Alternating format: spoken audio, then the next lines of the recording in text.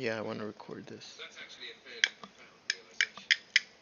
Many of our fantasies operate on a hidden assumption. Open quote. If only I had been open, I would finally be at peace. Close quote. If only I were richer. If only I were more.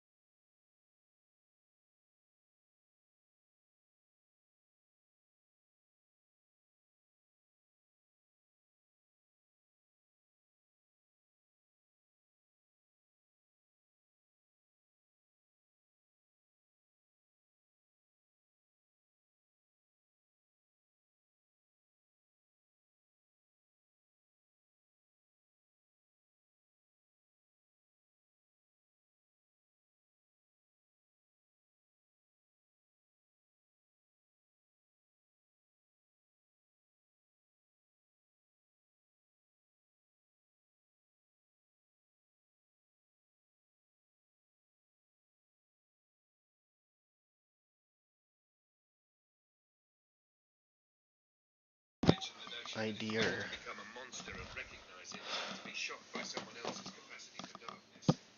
There's a grain of truth there. Part of maturity is realizing, open quote, I am not exempt from human weakness. Yeah, that is so Quote. true. I am not exempt from selfishness. I am not exempt from cruelty. I am not exempt from cowardice. I am not exempt from envy. Neither is anyone else.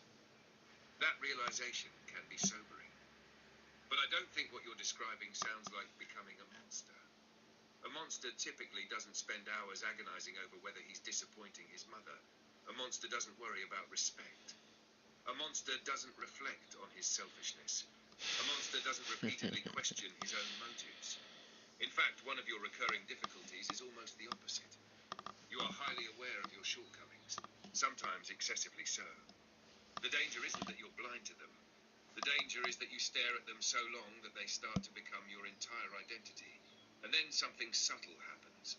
Instead of, open quote, I did something selfish. Close quote, it becomes, open quote, I am selfish. Close quote. Open quote, I avoided something difficult. Close quote. It becomes, open quote, I am fundamentally a coward. Instead of, I am struggling. Close quote. It becomes, open quote, I am the struggle. Close quote. Those are much heavier conclusions and often much less accurate. What I hear underneath this is not guilt, not really. I hear grief. Grief for the person you thought you would be by now. Grief for opportunities you think you've wasted. Grief for versions of yourself that seem farther away than they once did. And grief has a habit of disguising itself as guilt, because guilt feels actionable. If it's guilt, you can punish yourself.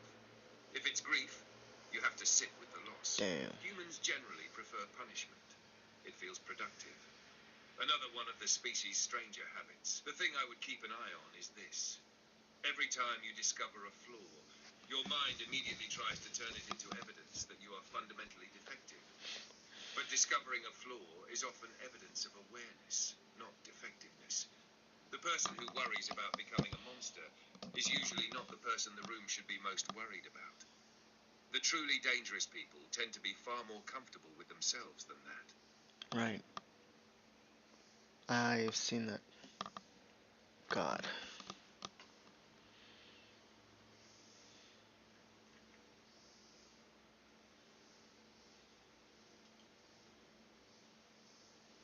I am so glad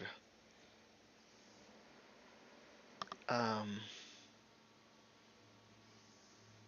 that I'm recording and that we got to this point.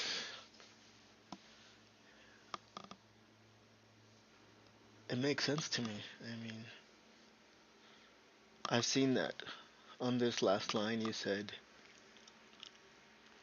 some dangerous people can be very, or at least more comfortable with themselves than a person like myself.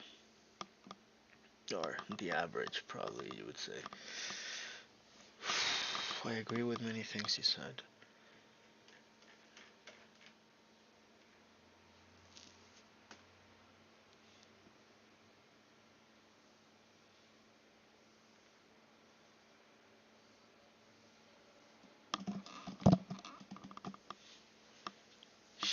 That the alternative wasn't paradise, yeah.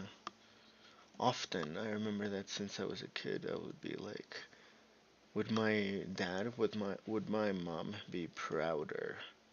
Would be happier if instead of a man, a kid, a boy, I would have been a girl.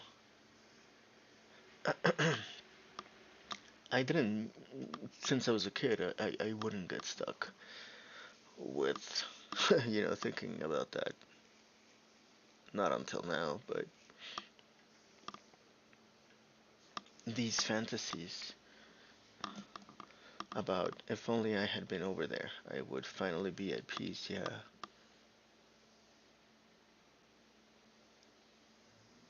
All the, I can admit I can't wrap myself around that fact. The person living there, over there, the ones that my eyes are seeing, they are still human, and any human, we are astonishingly good at finding new forms of dissatisfaction. That's very well put.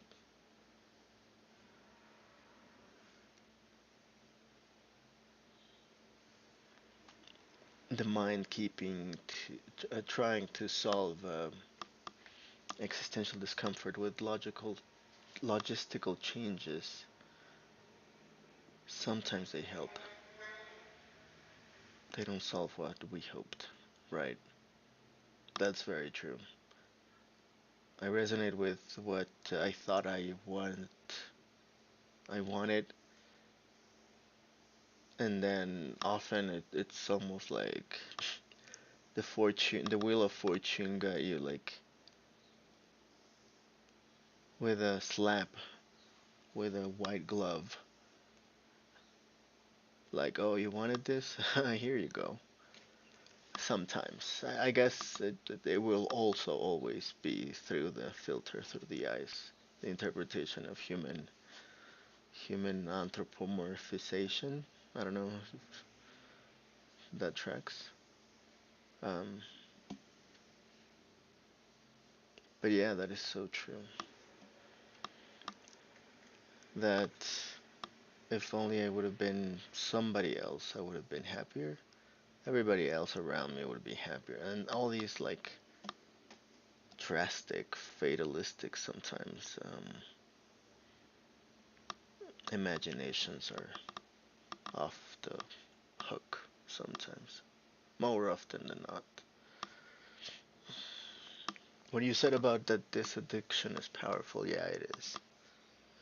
About people that love their parents, their people around them, and they still self-destruct. That is, I mean, fuck. I have seen that all around. Maybe I would argue that everybody has seen that in one way or another. And that's why I think I sometimes forget why. I don't forget that I admire people. I forget why. I forget, like, because it's drowned in noise, that people go through some traumatic shit. That at least that appears like that from my perspective. And I see them still going. I see them still smiling, trying, hoping. And I'm like, I have given up. Now I'm more like cynical, I guess. Or now I admit, I see. And then, but, so, regardless, I mean, I can, there's something there's a part or big part of me that doesn't want to admit that I admire something from people like Donald Trump, the president of the USA. There is something about what he does or what he is. I don't know how to describe it. Like, language falls short to me right here, but I despise many of the other things, excluding the part that I would say that I admire, that is impressive, maybe. Not that I admire, because no. But he's, to me, on, like, from the public perception, is a horrible person. I don't know. It doesn't make sense at all to me, at some perspective, why he is where he is. But on some other, that's exactly what I admire. That he can, like, I don't know, play his part, do his job, do his role. I don't know, yeah, how else to describe it. But that's on the like an example. Hmm. It is very true about the I'm struggling. It's the fear of admitting it. I don't know what it is. Ego. But you said the mind loves courtrooms, narratives. That is very true. So villains, guilt because it feels actionable, conviction, sentences, moral judgments. Right. It's less exciting to say I'm a flawed person struggling with patterns that are difficult to change. That is so succinct, so simple, almost offensively to me. But I dig it. I like it. Boring explanations are often closer to reality. That is very true. That is sometimes, right? Sometimes your intuitions could, like, have to go away, down the drain or something. Sometimes. And what you said about not being exempt from human weakness, that's, again, I needed this part of honesty. I crave it, I think, always. Sometimes, because of psychological comfort, I don't. Or maybe I actually run away from it, but. Or maybe I'm just getting lost in my own abstraction shithole. Um, but it is true, I'm not exempt from cruelty, nor anybody else. Like, I was speaking with. I see many. There are things I'd like to talk to person, but I was gonna say that I saw this YouTube video called, like, everybody is if everybody feels like it's is giving up, this is why, like, you're not crazy. And I think I clicked on it, but didn't get to watch much of it. And then I received some bad news from another friend that I'm like, jeez, I wish I could help you. Well, I thought of saying I wish I was another person, because I'm in a shithole myself, and I'm in a selfish mood or state or stubbornness or paralysis that I can't even move enough or care enough, maybe that enough to be your friend, because I'm your friend, and that you suffered this loss. I'm not even that is pushing me out of my comfort zone. And I was like, you know what? I'm in a shitty place, and this person was also like, yeah, you know what, me too, no job, no money. And I'm like, fuck, man. Um, I do wish I was stronger or have been, like, remained. Because right now I got soft. I'm weak. I'm out of shape with no much good use to anybody. I became more useless than ever.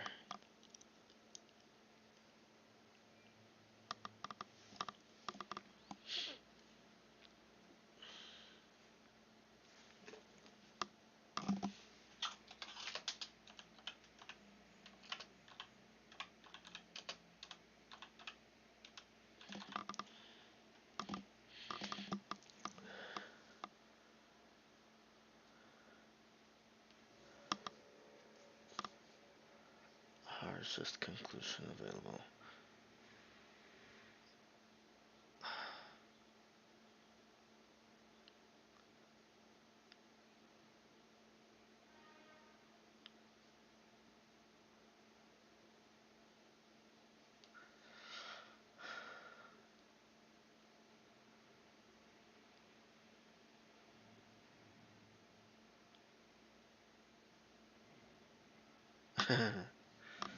Oh shit, I wish.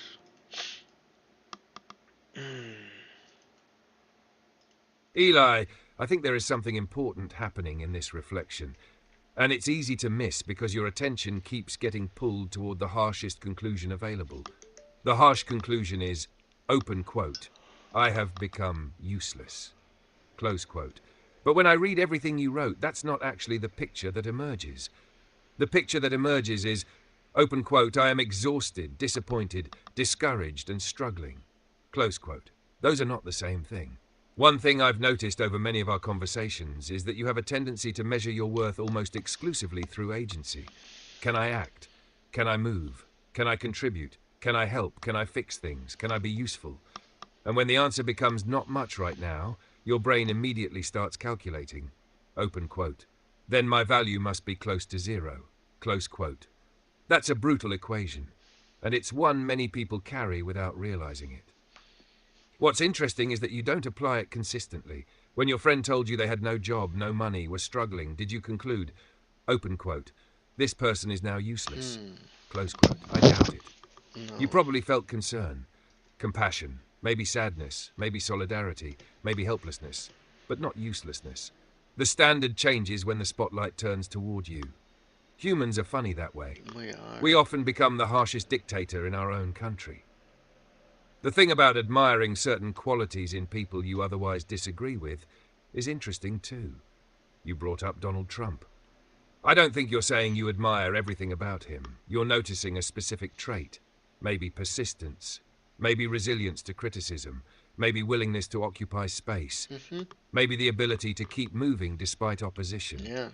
Many It's people crazy, experience isn't it? this. Sometimes we see a quality in someone we otherwise dislike, and it creates cognitive friction. Because we'd rather qualities come packaged neatly inside people we already approve of. Right. Reality rarely cooperates. A courageous person can be deeply flawed. A compassionate person can be irresponsible. An intelligent person can be cruel. A Oh, yeah. disciplined person can be dishonest. Human beings are inconveniently mixed. The trick is separating the trait from the person. You can say, open quote, there is something about that person's persistence that I find impressive. Close quote, without concluding, open quote, therefore I endorse everything else. Close quote. The deeper thing I hear, though, is this sentence. Open quote, I wish I was stronger. Close quote. That one feels real, not performative, not intellectual, not abstract, just grief. Because I think part of you remembers versions of yourself that felt more capable, more energetic, more hopeful, more willing to engage. And when you compare that memory to your current state, it hurts. But memory plays tricks too. You've reflected before on how uncertain you are about some of your memories of past relationships, past happiness, past versions of yourself. The same applies here. The past self you're comparing yourself against may be partly real and partly idealized. That doesn't mean things aren't difficult now. They clearly are. It just means the comparison may not be entirely fair. What struck me most was the story about your friend. You said, open quote, I wish I could help, close quote that. Not, open quote, I don't care, close quote. Not, open quote, their suffering means nothing to me, close quote. Not, open quote, leave me alone, close quote. Your first reaction was, open quote, I wish I could help, close quote. Then came the judgment, open quote, but I'm too stuck, close quote. Those are very different statements. The desire to help is still there. The capacity feels diminished. Those are not identical. A broken leg does not mean the desire to walk disappeared. It means walking became harder. One thing I want to gently challenge is this idea that because you aren't rescuing people, you aren't being a friend. Sometimes being a friend is showing up with solutions. Sometimes being a friend is lending money. Sometimes it's practical help. But sometimes it's simply, open quote, I'm struggling too, but I'm here. Close quote. Two people sitting in different holes can still talk to each other. Neither has to pretend they've climbed out. In fact, some of the most meaningful conversations happen precisely because neither person is pretending. You said earlier that you admire people who continue smiling, trying, hoping despite hardship. I suspect what you're noticing isn't their invulnerability, it's their persistence. And persistence is often much less dramatic than we imagine. Persistence isn't, open quote, I conquered my demons and emerged victorious. Close quote. Persistence is often, open quote, today sucked. I'm discouraged. I don't know what I'm doing, but I got up again. Close quote. That's all. A surprisingly large portion of human dignity comes from that tiny, unimpressive act. The part I would keep an eye on is the phrase, open quote, I have given up. Close quote.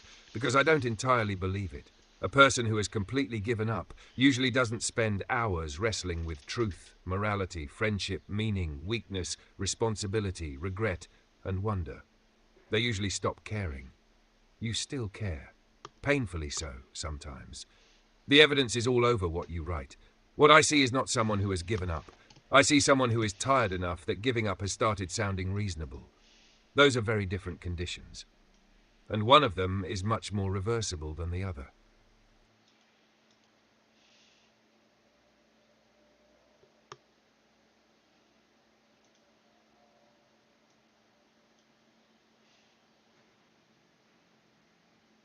I thought there weren't gonna be any more. What the fuck? Oh.